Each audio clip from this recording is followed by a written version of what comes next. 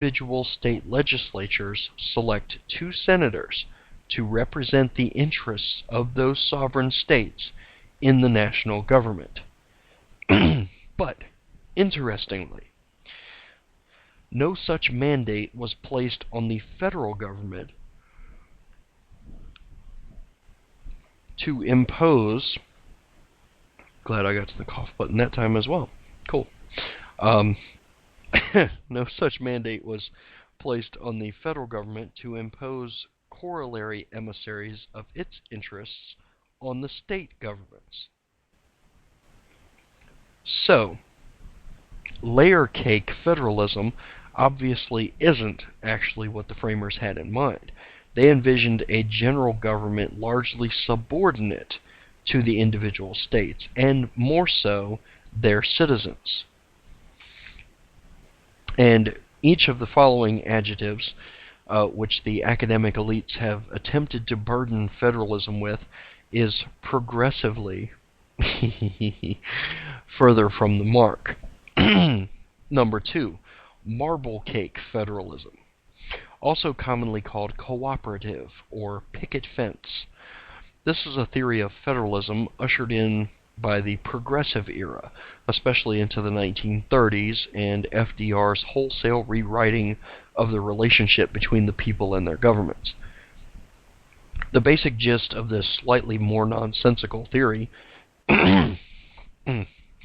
is that the extraordinary circumstances of the Depression called for greater federal action, requiring the states and the people to relinquish some 10th Amendment sovereignty protections for the greater good. But how could a greater good be derived from the states and the people being plundered, only to have a tiny portion of those dollars filtered back down to them via federal programs and diktats? Naturally, this has never been explained, because it defies any logical application of basic economics, let alone the clear and constitutionally enumerated limits on federal taxing and spending authority. The main justification for every subsequent flavor of federalism is based on the elastic clause fallacy.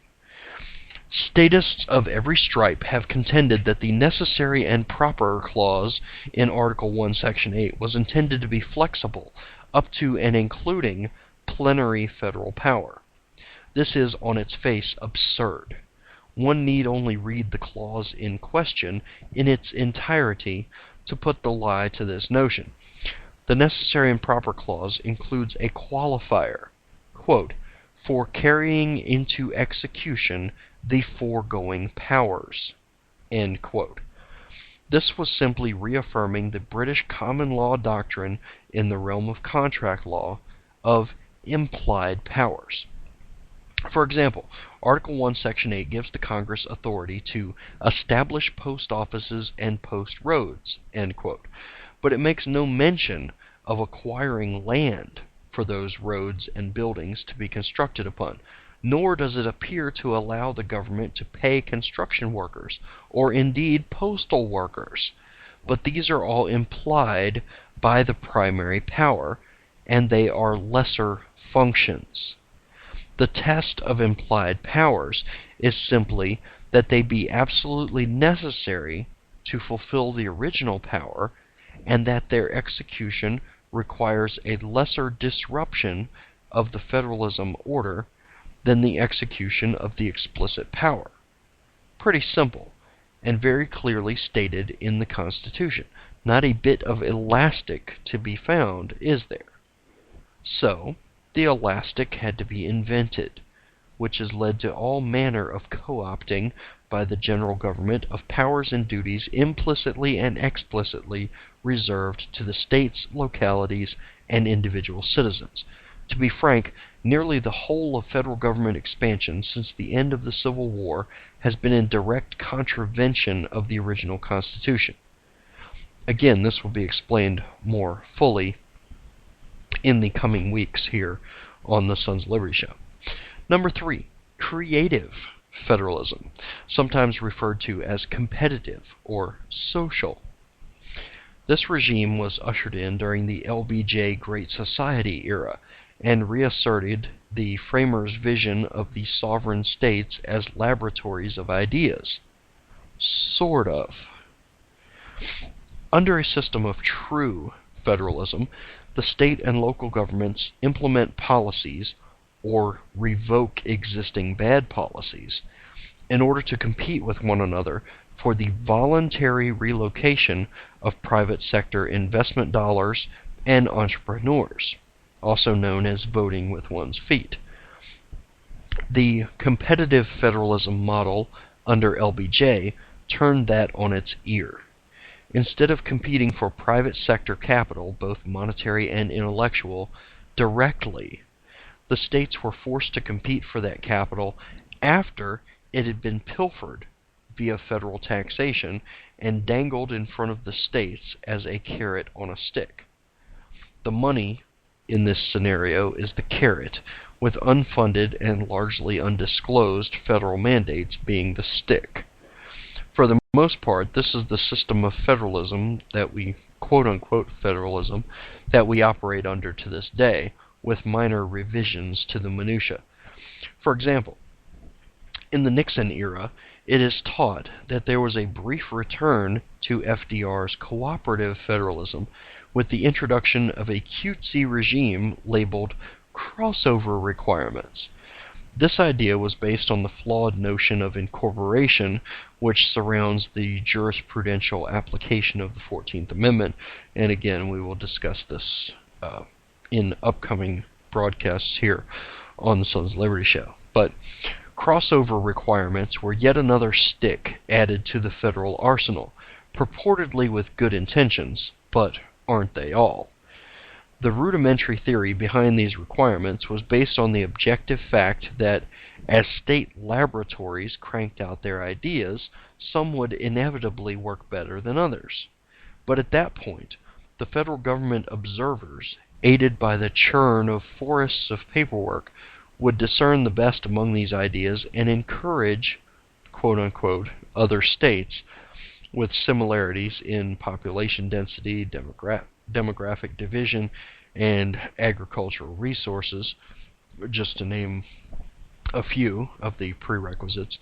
The federal government would encourage, quote-unquote, other states to implement the same best practices. Sure, states could refuse to do so, but that would increase the likelihood of the federal formula grant carrot being taken away, with the stick still firmly wedged between that state's capital colonnades. If you get my drift. Number 4, new federalism. This phrase is largely interchangeable with fiscal federalism.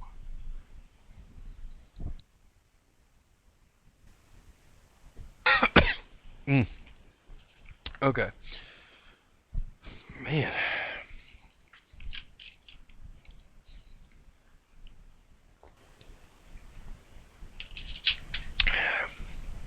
See what happens, folks? I take a month off from being away from behind the microphone here, and talking for this long just makes my throat all scratchy. Anyway, new federalism, largely interchangeable with fiscal federalism. Despite the legal academy scholars' polarized views of the Rehnquist Court and new federalism, this was again little more than a minor revision of the creative/cooperative model carried forward from Johnson and Nixon. Crossover requirements were scaled back to an extent, but not eliminated. Formula grants were largely replaced by block grants, but not entirely. And the cash flow remained relatively unchanged as well. Citizens of the states are taxed in various forms. The money then sifts through the grinding government gristmill inside the 495 Beltway and is finally sent back, quote-unquote, minus large chunks to cover administrative overhead, to the states to pay for a portion of a federal mandate. What the conservatives, quote-unquote, who champion block grants seem to forget is that there is zero sanction in the Constitution for the general government to confiscate a single penny from individuals to be used for anything other than enumerated federal functions.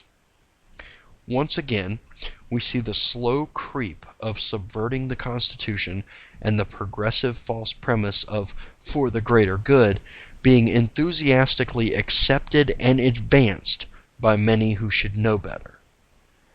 And that brings us full circle to where we left off before the second break in the show. Professor Heather Gerken's progressive federalism, which she also dubs uncooperative federalism. Now, as I explained before, her idea has gained a foothold in conservative circles as well. But there is yet another contingent within the liberty movement that is unwittingly, I hope, helping to advance the destruction of our Constitution.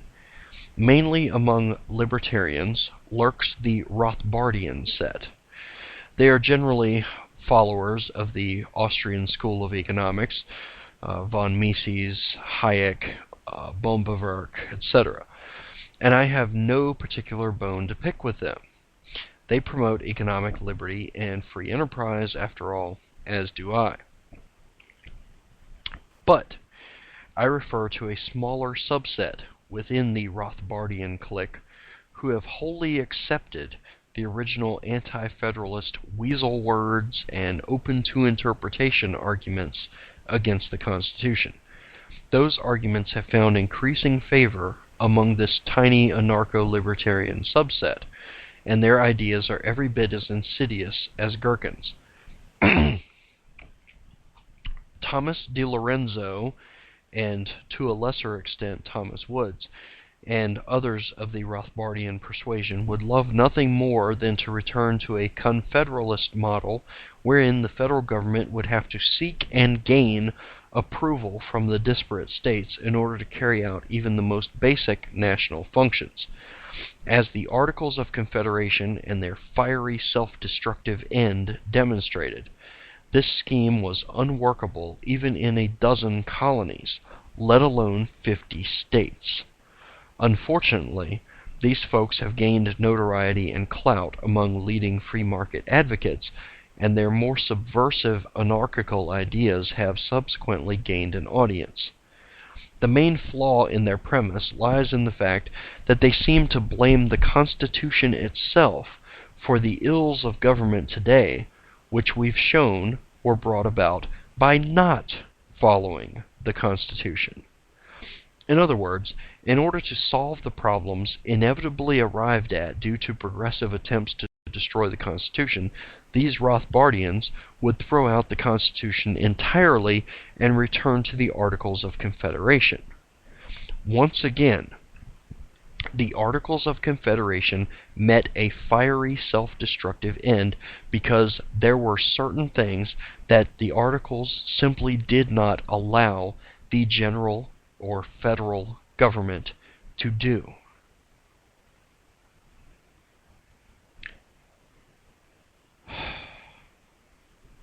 There were, once again, trade wars between colonies under the Articles of Confederation.